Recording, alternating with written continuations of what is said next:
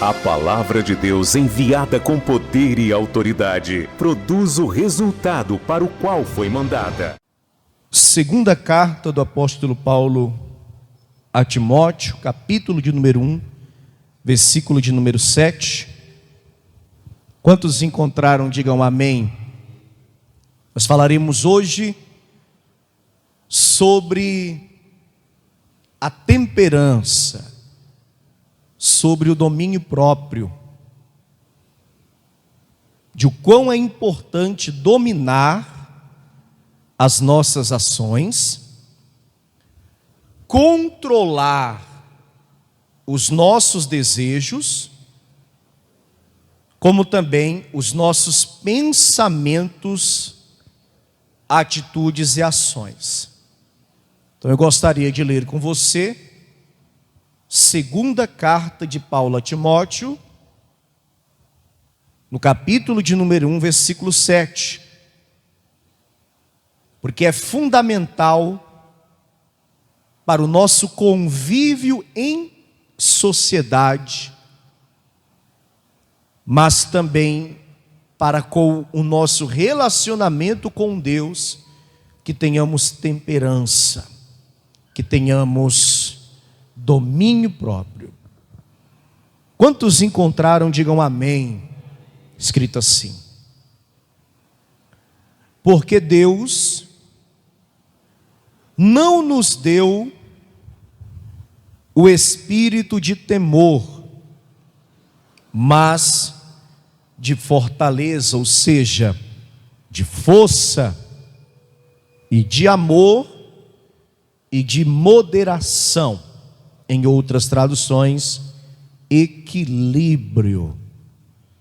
Ou seja, Deus nos deu um espírito equilibrado, capaz de dominar emoções, controlar desejos, atitudes, ou seja, ações, para que possamos viver bem em sociedade e principalmente para que tenhamos um ótimo e mais perfeito relacionamento com Ele, com Deus. Quantos creem que esta palavra é de Deus? Diga amém.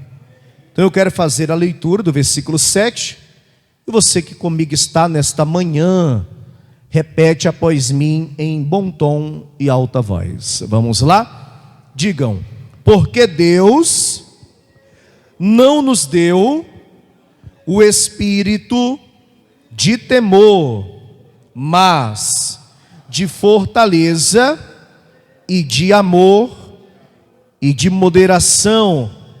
Diga equilíbrio, temperança, domínio próprio. Você crê nessa palavra?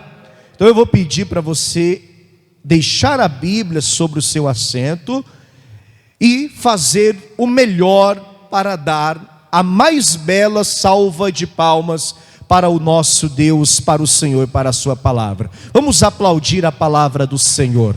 Senhor nosso Deus e Senhor nosso Pai, venha falar com cada um de nós agora, através da pregação da tua palavra. Cada pessoa que aqui veio não está aqui para ouvir homem, todos querem ouvir a tua voz. Então desde já que o homem diminui e que o Senhor cresça.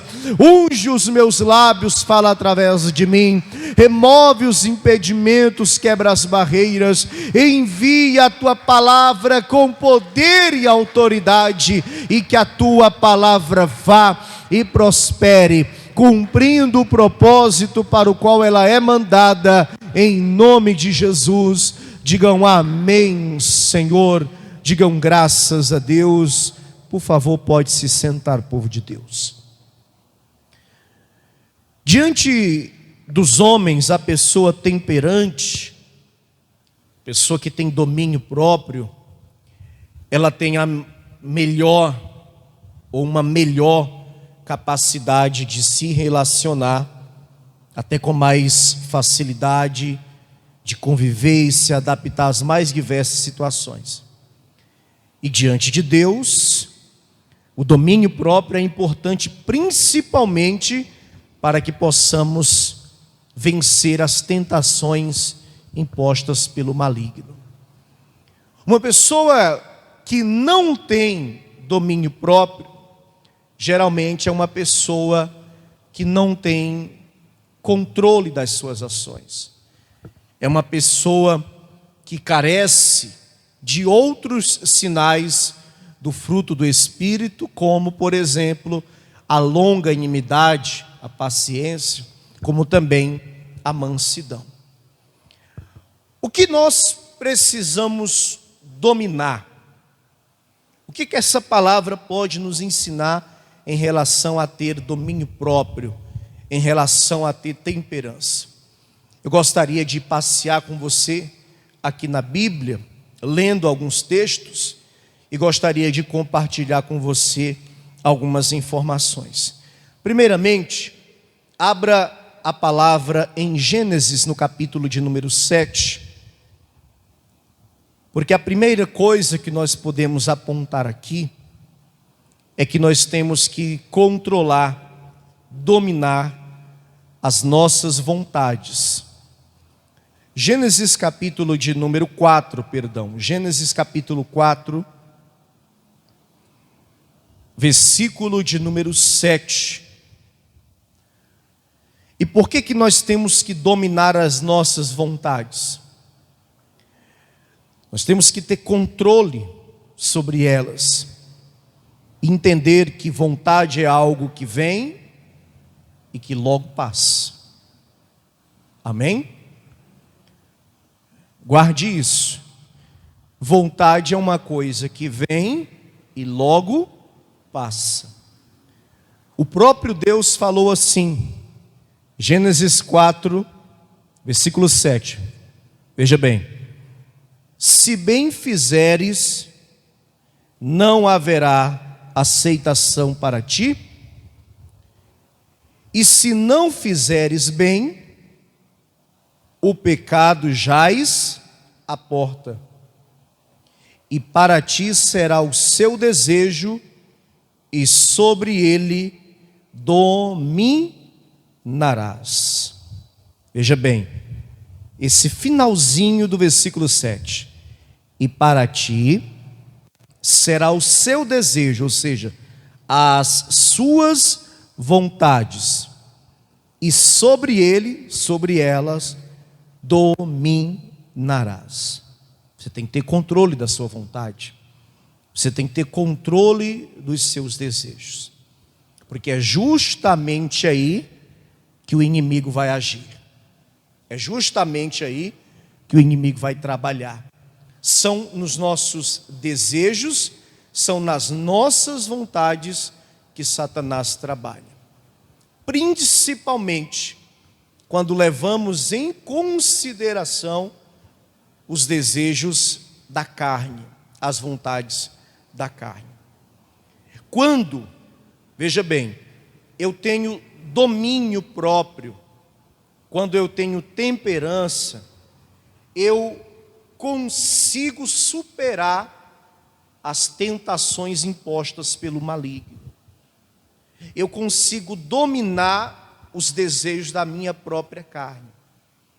Porque tudo aquilo que for satisfatório à sua carne, tudo aquilo que possa te dar prazer, tudo aquilo que possa satisfazer a sua carne, muito provavelmente será uma falha contra Deus. Muito provavelmente será um pecado contra Deus. A tua carne quer muito aquilo. Veja bem, aquilo vai te dar prazer, aquilo vai te satisfazer, aquilo será bom, porque quem foi que falou que os prazeres gerados pelo pecado é ruim? A princípio, não. Os prazeres que o pecado proporciona para a carne são satisfatórios. O nome já diz tudo, são prazerosos. Porém, será uma transgressão contra Deus, será um pecado. quando eu não me domino, eu facilmente me deixo levar pelaquela sensação de prazer, pelaquele desejo que vai me satisfazer e eu acabo caindo. Nenhuma, nem duas, nem três, ou seja, muitas e muitas vezes. Mas aí eu tenho o Espírito Santo. Amém?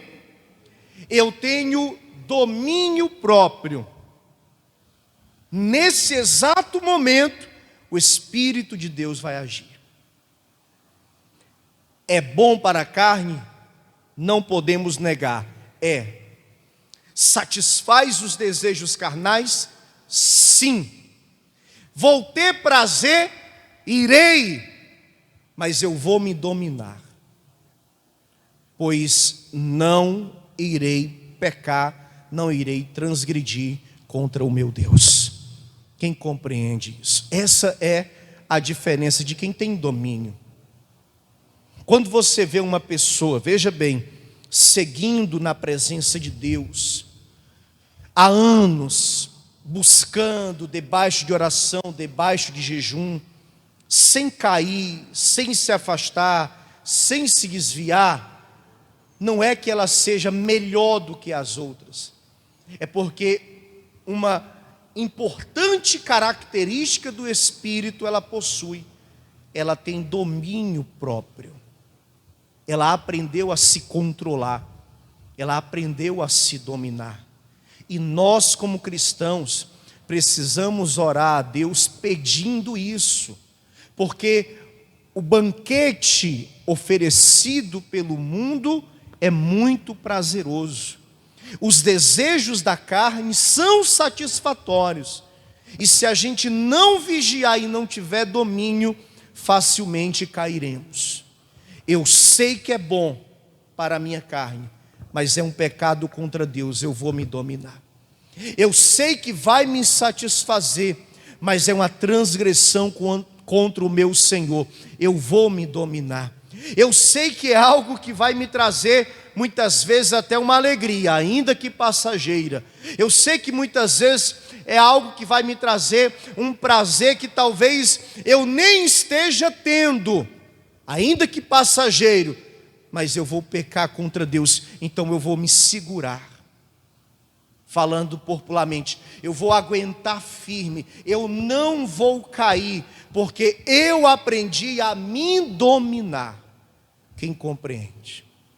E nós precisamos disso, pessoal, porque todos os dias o pecado vem e nos chama, sim ou não? Todos os dias vêm as tentações e se apresenta diante de nós. E como nós já aprendemos, na grande maioria das vezes o inimigo age no ponto fraco, naquilo que pode te trazer prazer, naquilo que pode te satisfazer.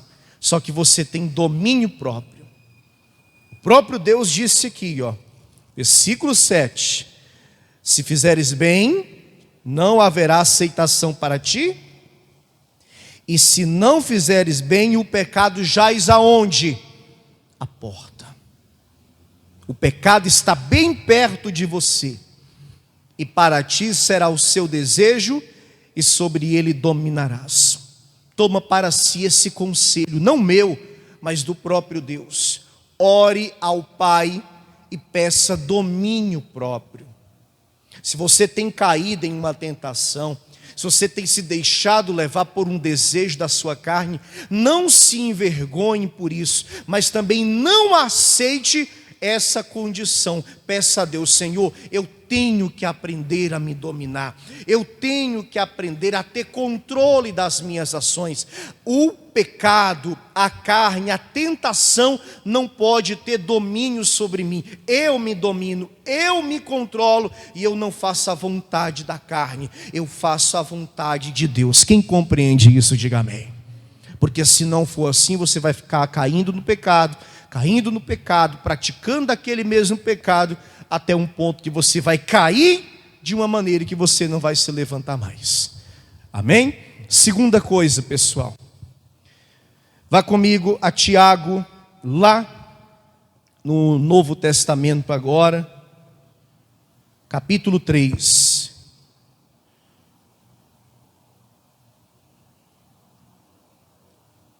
Controle as suas vontades é o primeiro. Segundo, controle a sua língua.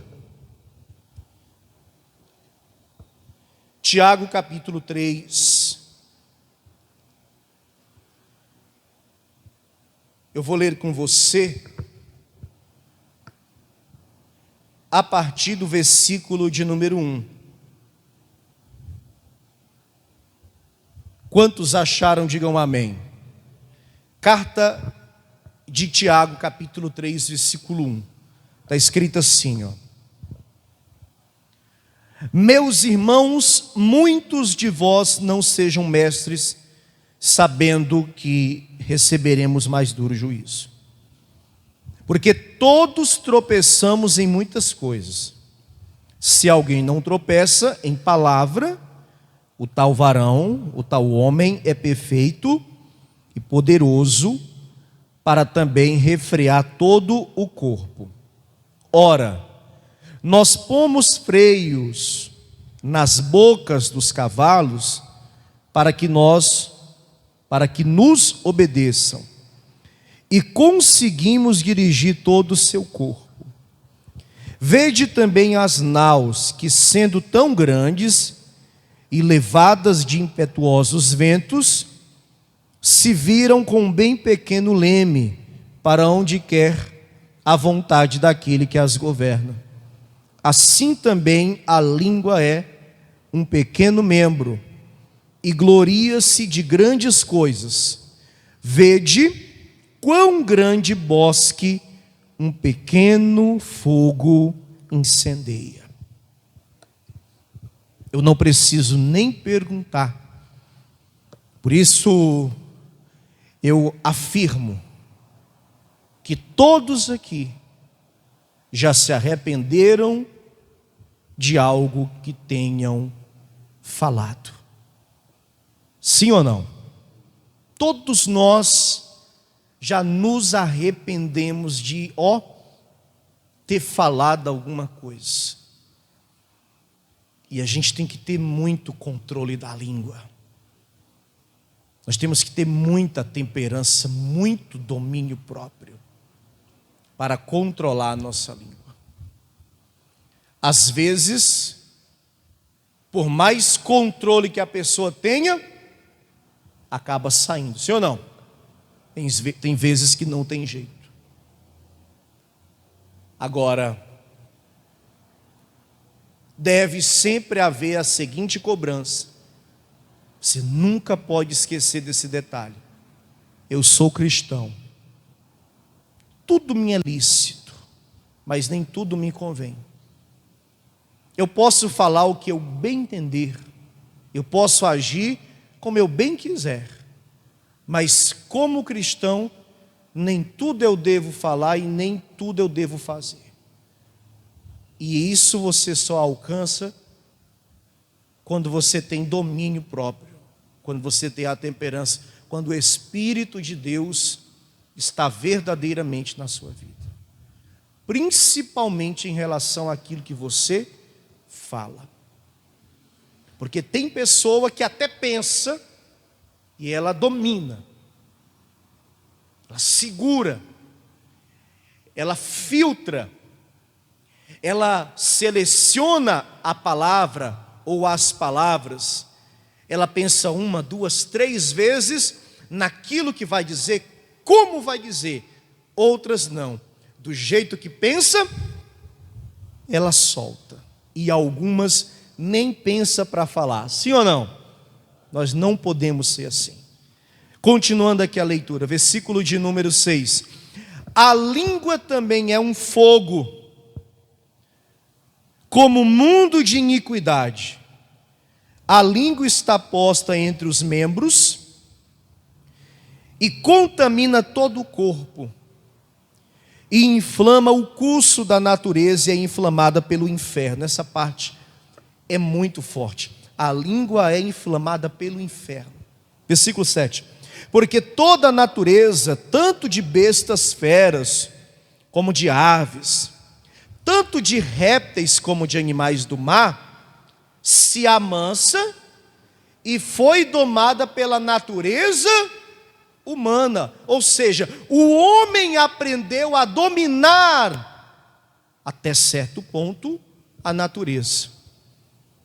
O homem aprendeu a ter domínio, a ter controle sobre os animais, os mais difíceis até.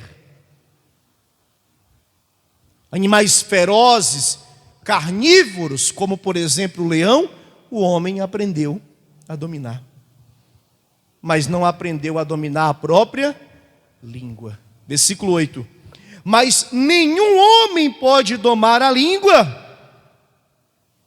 É um mal que não se pode refrear. Está cheia de peçonha mortal. O que é peçonha? Veneno. Está cheia de veneno. E tem gente que realmente é venenoso. É venenosa. Sim ou não, pessoal?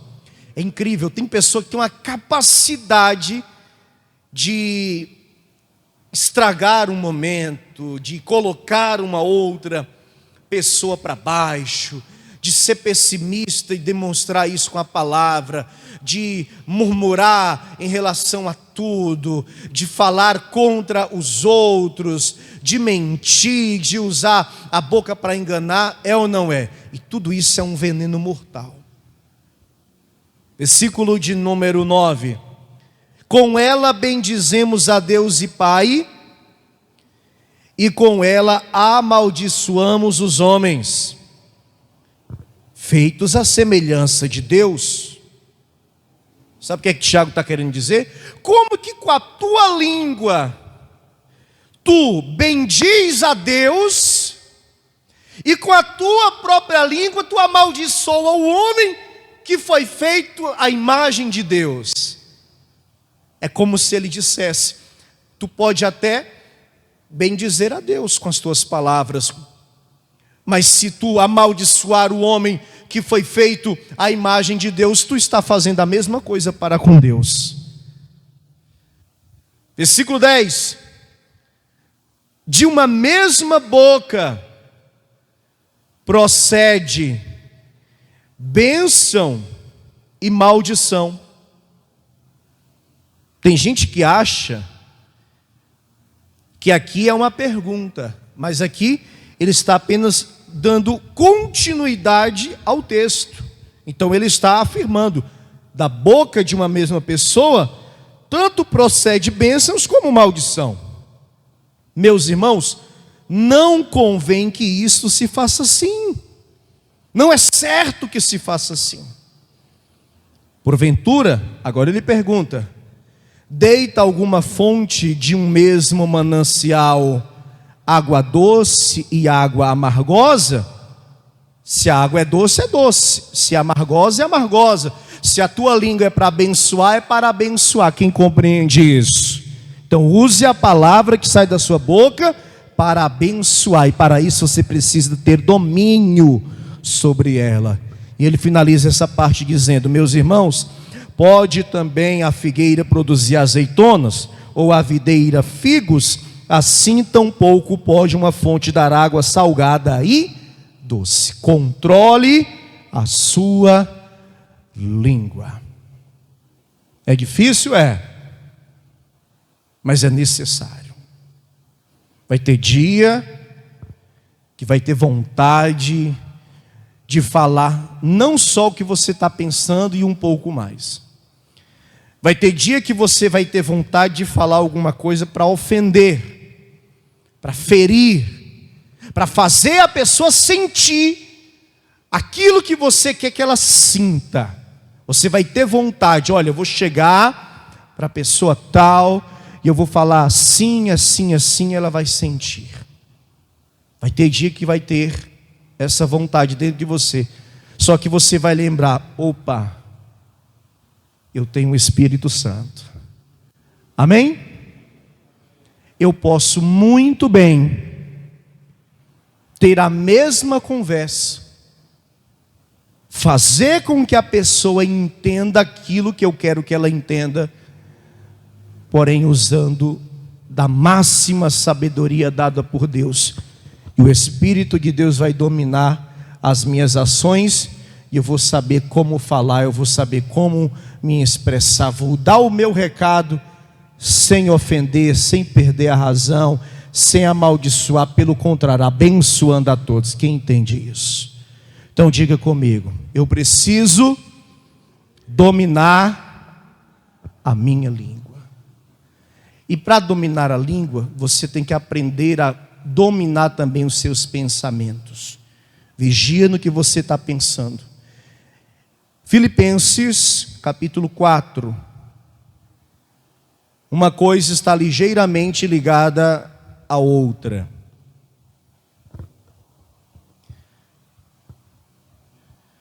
Esse texto que nós vamos ler aqui, por si só, explica aquilo que nós temos que fazer. Evitar a todo custo os pensamentos que não edificam. Porque os nossos pensamentos têm que estar necessariamente fixos em Cristo, pessoal. E o apóstolo Paulo, escrevendo aos Filipenses, no capítulo 4, no versículo 8, ele disse assim, veja bem: quanto ao mais, irmãos, tudo que é verdadeiro, tudo que é honesto, tudo que é justo, tudo que é puro, tudo que é amável, tudo que é de boa fama, se há alguma virtude e se há algum louvor, nisso pensai. Porque a gente não peca só quando fala ou quando faz alguma coisa, a gente peca também quando pensa. E às vezes nós estamos ali desocupados, se assim podemos dizer, e se não vigiarmos, a mente da pessoa é tão fértil que ela começa a pensar tanta coisa, daqui a pouco ela está pensando aquilo que não deveria pensar.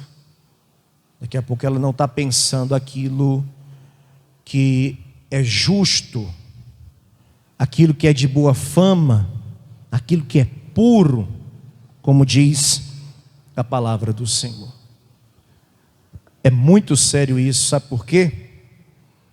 Porque quando você começa a pensar algo e alimentar aquele pensamento, aquilo depois pode ser colocado em prática.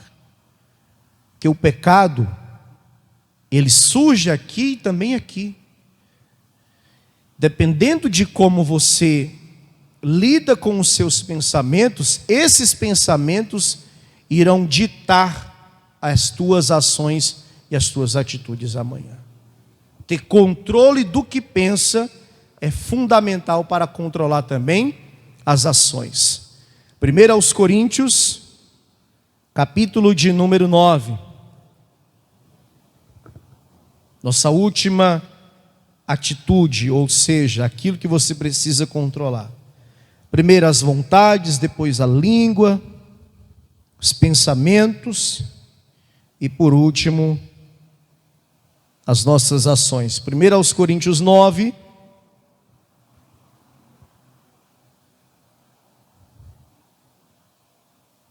versículo de número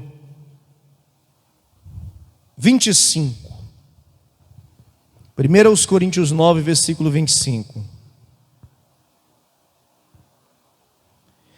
E todo aquele que luta, de tudo se abstém.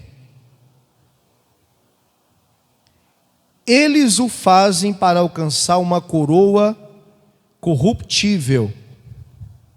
Nós, porém, uma incorruptível. Foca no comecinho do versículo 25, a parte A. E todo aquele que luta, de tudo se abstém. É o que eu falava em relação às vontades. Pode ser até bom, mas se for pecado, eu não faço. Todo mundo faz. Mas não é porque todo mundo faz que eu devo fazer. É errado, eu não faço. Ah, mas qual o problema de fazer uma vez? O problema de fazer uma vez é que vai te abrir uma porta que vai te dar a condição de fazer uma segunda e de fazer uma terceira. É igual na obra de Deus. Quando eu ouço dizer que um pastor foi denunciado, roubando a igreja, eu digo logo, não foi a primeira e nem a segunda. Geralmente quando a casa cai, é na terceira, é na quarta, é na quinta vez. E sabe por que chegou a essa situação? Porque sempre teve a primeira. Principalmente naquilo que envolve dinheiro. Que você está ali na sua empresa, você está ali no seu trabalho, e você viu te apresentar uma oportunidade de tu ter um extra, uma oportunidade de tu ganhar mais, uma oportunidade de tu ter algo que tu poderia ter que trabalhar muito tempo ainda para adquirir aquilo de uma só vez. Está fácil de ter. Aquilo já foi feito uma, duas vezes por mais pessoas. Então você fica naquela. Eu faço ou não faço? Eu faço ou não faço? Quando a pessoa não tem esse domínio, ela se deixa levar pela tentação e ela acaba fazendo. Aí ela fez uma. Daqui a pouco ela faz a segunda. Daqui a pouco ela faz a terceira, daqui a pouco ela se habitua a fazer. E como disse o próprio Senhor, não há nada que se faça oculto, que em um dia não seja revelado.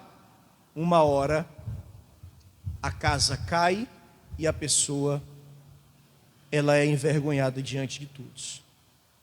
Porque as situações elas vão aparecer. Romanos capítulo 6, versículo de número 14 diz assim, ó: porque o pecado não terá domínio sobre vós, pois não estáis debaixo da lei, mas debaixo da graça. Mas antes diz, porque o pecado não terá domínio sobre vós. O pecado não terá domínio sobre vós. É você que tem domínio sobre você. É você que determina aquilo que você vai fazer. É o Espírito de Deus que determina aquilo que você vai fazer.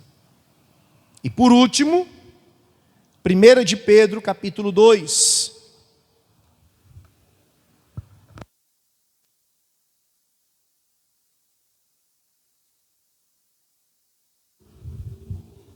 Primeira de Pedro, capítulo 2.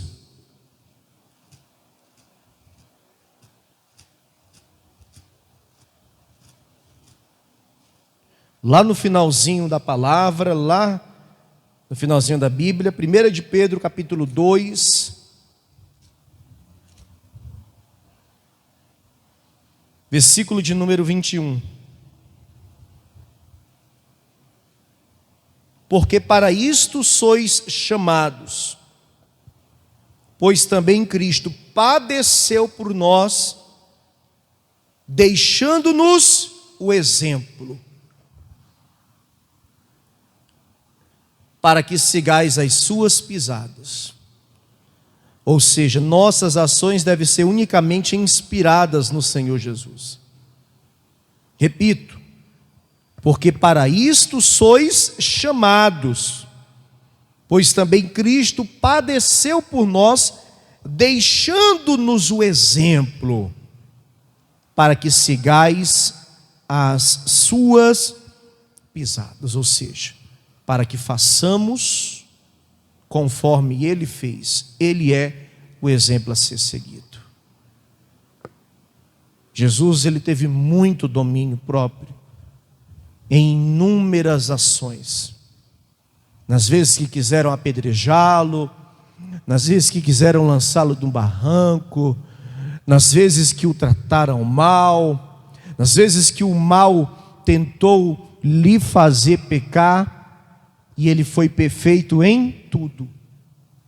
Perfeito não seremos, mas nós podemos seguir o exemplo do Mestre, e como diz aqui o apóstolo Pedro, as suas pisadas.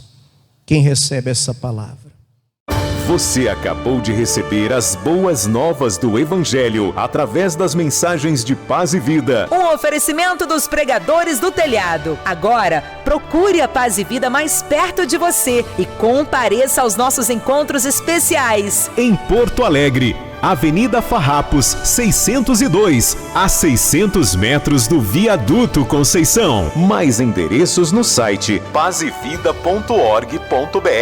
ou pelo WhatsApp 11 982 38 3737.